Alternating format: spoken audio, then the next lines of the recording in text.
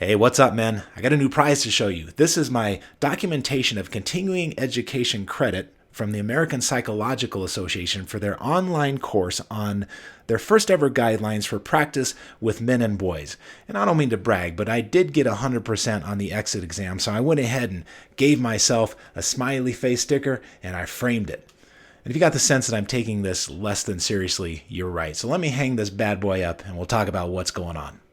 An interesting article came out in the APA Monitor this month. Now, the APA Monitor is the magazine of the American Psychological Association, which is the national professional organization that is supposed to represent and guide psychologists like myself.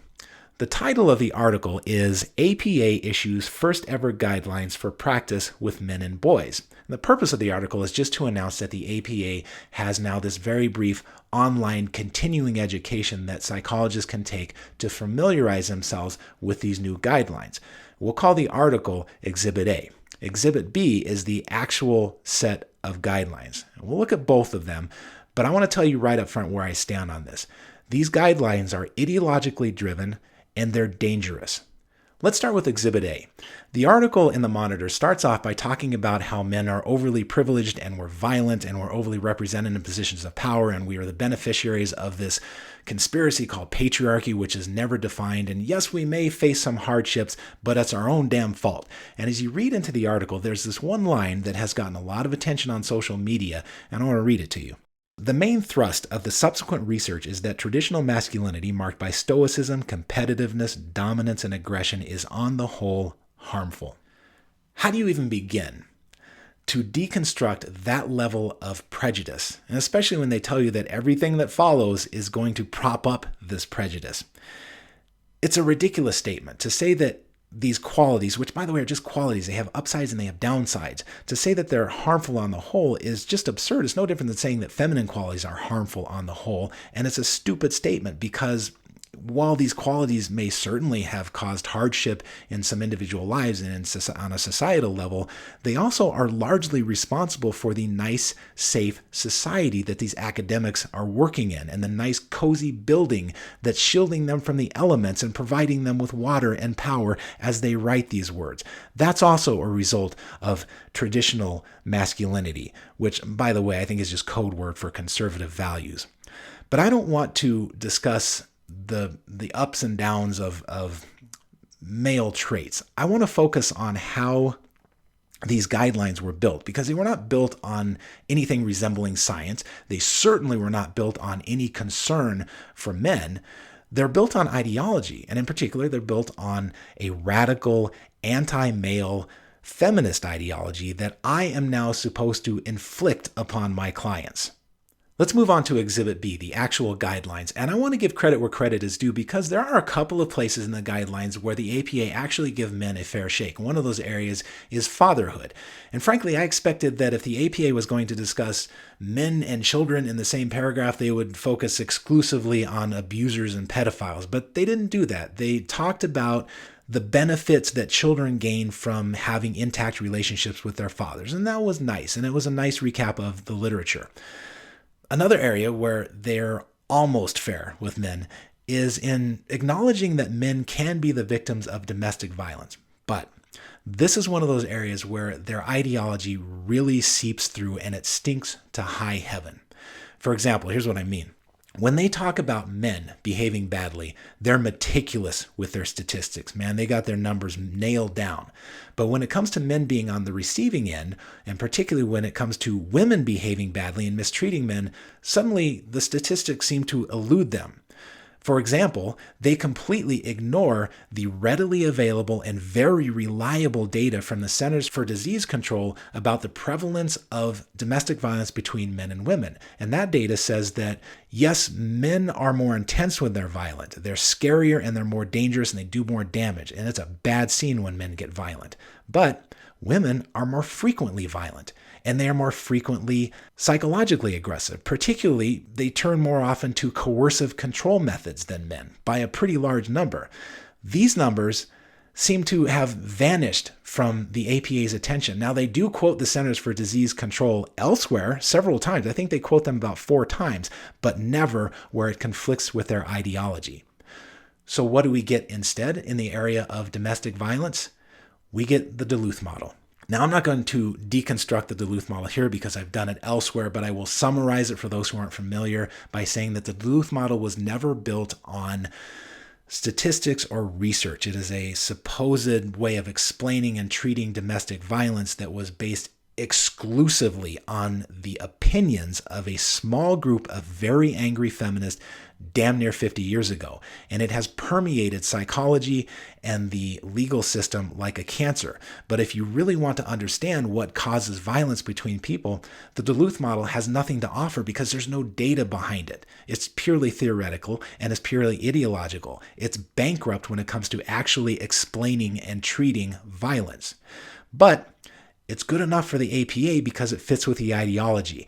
And we can sum up their belief in this system, their faith in this Duluth model, with this sentence that comes out of the guidelines.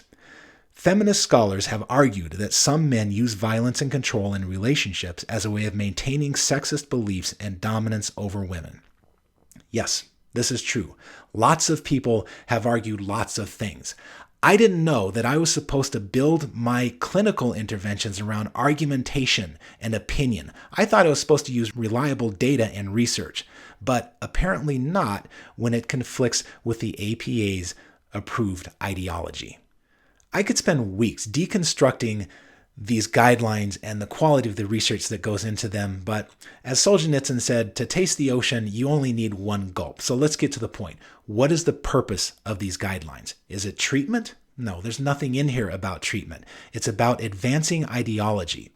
And that becomes readily apparent in guideline number 3, where the APA charges psychologists with understanding the impact of power, privilege, and sexism on the development of boys and men and on their relationships with others. Again, nothing here about treatment. This is about me making sure that my clients know how powerful and privileged they are, whether or not that squares with their experience. And the money quote comes way down in the middle of page 10, and it reads like this. Indeed, awareness of privilege and the harmful impacts of beliefs and behaviors that maintain patriarchal power have been shown to reduce sexist attitudes in men and have been linked to participation in social justice activities. I take that to mean that the APA is creating a policy which compels psychologists to compel their clients to participate in a political agenda. Well, APA, I'm not going to participate in your agenda, and I'm going to give you 3 reasons just off the top of my head. Number 1, it's unethical and it's dishonest because when people come to me with some kind of problem, they're looking for me to apply data and research and clinical experience to help them solve that problem in exchange for their time and their money. And if I don't provide that, if I provide anything less than a solution, then I'm taking their time and their money without offering anything in return. I find that to be unethical. Number 2 is I don't see it as my job to reshape society and reshape human nature. This is an interesting one because let's look at something like conversion therapy. If you don't know what it is, conversion therapy is this very unethical, very dangerous form of therapy where a gay or lesbian person will come to a psychologist and say, make me not gay or lesbian. The APA has rightfully said that this therapy is dangerous and it is not to be done. And they have rightfully pointed to the biological predisposition for homosexuality. I agree with all that. But now suddenly with masculinity, the APA are a bunch of blank slaters. Masculinity has no biological basis, apparently has no evolved adaptation that separate men from women. Suddenly now it's all just malleable, and with the proper re-education, a man can be taught to get past the basic problems of masculinity like competitiveness and aggression and so forth. A little bit of a double standard there. Number 3, and this is probably the most compelling reason to me, is that I find it just plain predatory to take advantage of somebody who's approaching me in a moment of vulnerability, looking for a solution to a problem, and I'm supposed to capitalize on that vulnerability and advance my own agenda, whatever that may be. That's just creepy as hell, and I'm not going to do it. Now, you might be saying at this point, Sean, you're getting a little carried away. How do you know that the APA is asking you to use your position to advance their ideology? And the answer is, I don't. I know what I read. I can't read their minds. I can only read their words. And I know what they asked me to walk away with because I took the test to get my little certificate here that I'm so proud of. So let me give you a sense of the test questions because I think that's a reasonable indication of what they want clinicians to walk away with. Question number 1 is, as of 2018, what percentage of chief operating officers at Fortune 500 companies were men? Question 2, in the 115th Congress of the U.S., what percentage was male? Question 3, men commit what percent of homicides in the U.S. and represent what percent of homicide victims?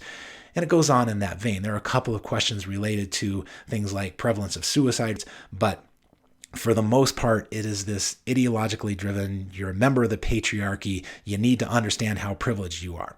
So let's say that I take this approach to the clinic. And let's say that somebody walks into my office and says, hey, Sean, I'm feeling a little suicidal. Well, why do men get suicidal? Well, there are as many reasons for suicidal ideation as there are men, but if you're looking for an overarching theme, men become suicidal when they feel like their problems are overwhelming and they have no way to solve it. They feel powerless and hopeless. Now, if I approach them with this and I say, hey, Mr. Suicidal Man, you know what your problem is? Your problem is you're too privileged. Let me lay some mad stats on you and knock you down a couple of pegs. You think that's going to help? I don't. So, men, this video is not a message from me to the APA because I know they're not listening to me. I'm just one person. And worse than that, I'm a man. I smoke cigars and I tell dirty jokes. And I'm sure that they don't want me contaminating their ideological purity. The video is a message from me to you because I've heard a lot of you guys on social media saying that you will never again trust the field of psychology. And all I can say to that is, I don't blame you. I'm sorry. This is an embarrassment to me, and I hope to persuade you that this policy doesn't represent most clinicians because there's a world of difference between the kind of ideologue who writes a policy like this and a clinician who's out there in the trenches day after day working with real people trying to solve real problems. Because by definition, if you're in that position, then you are in contact with people's humanity. And when you're in contact with their humanity, it's difficult to hold them in the kind of contempt that the APA seems to hold men in. But I know those clinicians are out there. I don't know them, but they're out there. I hear the stories.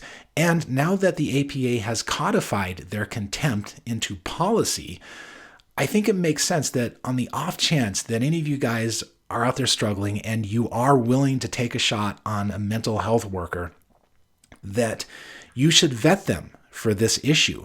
And I think it makes sense to talk to them on the phone and ask them point blank, do you think masculinity is toxic? Do you think masculinity is a problem? Ask it like that and ask it with a neutral tone. And if you get anything other than an automatic quick no, then just hang up the phone and move on to the next person. I want to leave you guys with one last thing here. As I'm sure most of you are aware, if you take a continuing ed class, you usually have the opportunity after you've taken the test to leave some feedback for the organization. And I left some feedback for the APA. I don't know if they're going to listen to it. I don't know if they're going to care, but I want you guys to know that I left it. And maybe I just want it in the public record. So if I turn up missing, you'll know to look for me in a shallow grave outside the APA headquarters. But here's what I told them. This first ever guidelines for practice with men and boys is nakedly ideological and is transparently hostile toward any man or woman who values masculinity, particularly those who hold, as you put it, traditional, read conservative values. I believe these guidelines will be actively harmful as they will discourage men in need from seeking treatment. These guidelines have received much attention among men. So far, the effect seems to have been to sever whatever delicate threads of trust many of them had with our profession. The APA has sent a very clear message. Men are unwelcome in the dogmatically pristine halls of our temple. Please recant this mess before it causes direct harm to men and the families who depend on them. All right, guys. I don't know if this was useful, but hopefully it was at least entertaining. And I'll talk to you soon. Take care.